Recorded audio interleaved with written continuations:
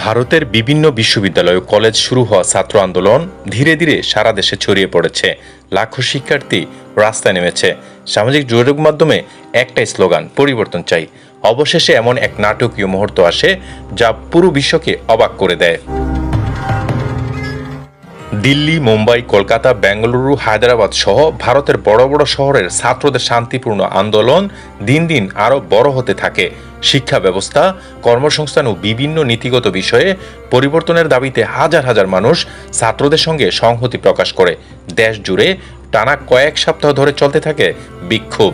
সংবাদ মাধ্যমে সারাক্ষণ এই আন্দোলনের খবর প্রচারিত হতে থাকে। আজ সন্ধ্যায় প্রধানমন্ত্রী নরেন্দ্র মোদী জাতির উদ্দেশ্যে টেলিভিশনে ভাষণ দেন। তিনি বলেন, আমি দেশের গণতান্ত্রিক মূল্যবোধকে সর্বোচ্চ গুরুত্ব দিই। দেশের স্বার্থ এবং শান্তির কথা বিবেচনা করে আজ আমি প্রধানমন্ত্রীর পদ থেকে সরে দাঁড়ানোর চিন্তা করছি। এই ঘোষণার পর দেশ জুড়ে নানা ধরনের প্রতিক্রিয়া দেখা যায়। কেউ এটিকে গণতন্ত্রের নতুন অধ্যায় হিসেবে দেখেন, আবার কেউ ভবিষ্যতের রাজনৈতিক পরিস্থিতি নিয়ে আলোচনা শুরু করেন।